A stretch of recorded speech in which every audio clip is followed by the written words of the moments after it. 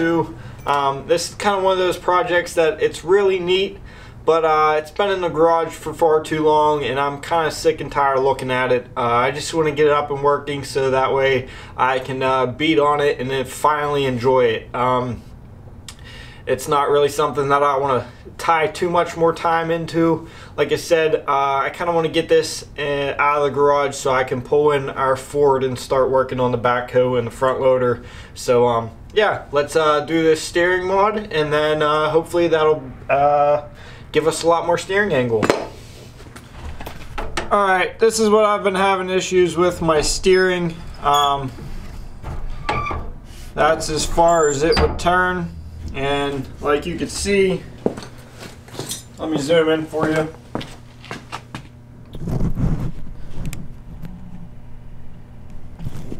It's hitting right here. So let me show you the way that they have these. There's a whole lot of adjustment with them. So I'll show you on the other side over there, and we'll see what we can do in this to fix it.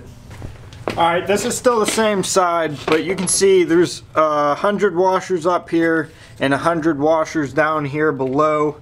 And then you can also see how this plate is angled right here. Well, with all that adjustment on the underside of the spindle, I can drop this arm down and get it below the plate right here. So. Alright, I believe you can kind of see now. This is the spindle and this is the bolt, and a whole bunch of washers were in between this. So if you go ahead and put the bolt down through, attempt to at least, put the bolt down through. This is about where it sat in the middle, and that's all it can turn, okay? Now, if I drop it down all the way, it can turn a lot more. So let me get you a top view and you can see a little bit more what I'm talking about. Alright, so now that I got the tire on, well, it's just slid on there, I can show you a little bit better of how sharp that this could turn.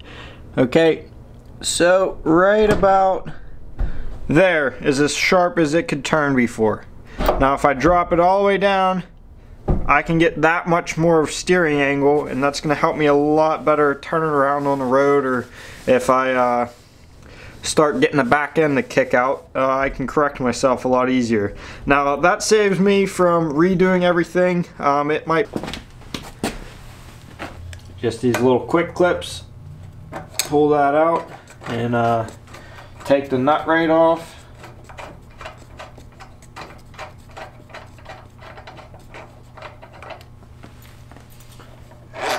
And then they have all these aluminum spacers on there, which actually come in handy. And then you just got the single spacer. That one didn't have any washers, but what I ended up doing on that side is I put the original spacer, and then I put another thick one to kick the tire out too, so that way it didn't hit the pedal as much whenever you would turn. But then we'll tear this one apart and we'll do the same to this. Alright, so I got my little Hercules 1/4 inch impact driver. This is actually not the one that I won first place for the 2018 All-Terrain Lawn Tractor Build-Off competition, but I actually had this one beforehand and I liked it so much that I went ahead and got it first place prize for last year. I'm gonna actually, my dad wants the one that I won, and he's just gonna give me money for it, and then I'm gonna go buy the 3/8 drive Earthquake Impact. But for what this is, a 1/4 inch drive, it actually takes off these bolts pretty good. Like that's a 3/8 bolt that's been rusty with a jam nut on it. So the other side, I had to break this jam nut free with the wrench. Let's see if this one can take it off. And now it won't reach down on there, but I might be able to get it from the bottom side. There we go. But you see all them, all the washers, we're going to be placing all of them on the bottom side of this. So that doesn't want to come out.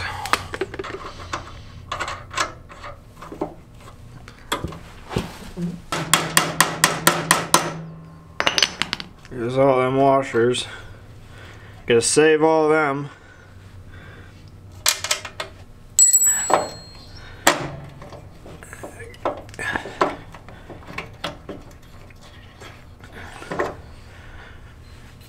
Alright, these bearings are a little bit janky, so I'm gonna pull out these seals and put some more, spray some WD-40 down in there, and then I'm gonna put it back together.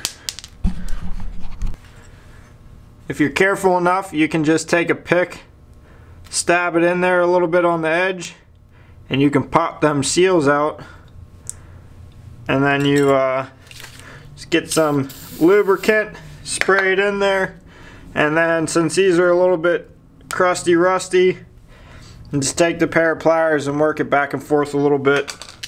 Then all you gotta do on these small bearings is we'll get the grass and dirt out of it first, but all you need is your fingernail to snap that dust cover back onto the bearing. And now at least it's got some lubricant in there, and then we'll put it all back together. I did leave one washer on it on the bottom side.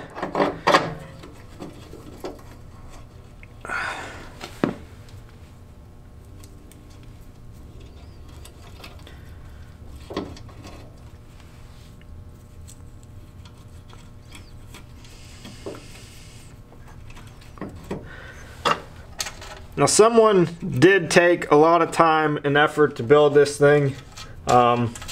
I would have done a lot of things different, but oh no, it still is a pretty decent build. Like someone did put a lot of time and money, because these are fully adjustable front ends, so you can do all your front end adjustments, your camber, your Casper, or not Casper, your caster, and fully adjustable. Your kingpin inclination, everything you can do with these, and it is set up pretty decently, but there has been a lot of stuff on this build that I was not happy with. Whether that was the original person that built this thing, whether they did that themselves, or if somebody else got a hold of it and did some modification themselves. But now we got a whole bunch of steering angle on this one now. But yeah.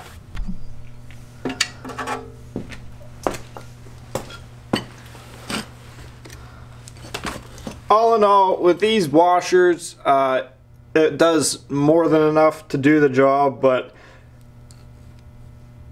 seriously, you would kind of want spacers, just how they have all these different size aluminum spacers to space out your wheel spacing.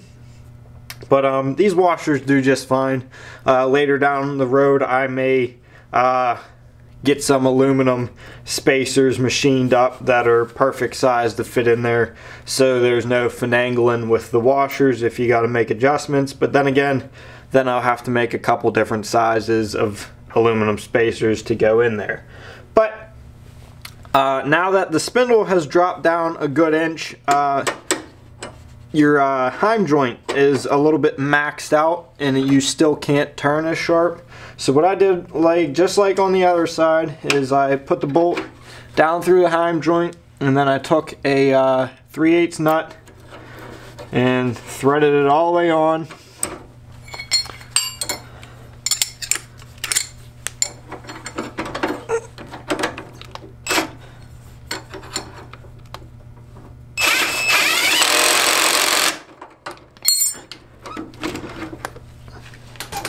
Now you have a spacer. Instead of using washers and it being all loose, you got a nut on there so it's nice and tight. And then you go ahead and take your jam nut and put that back on from the bottom.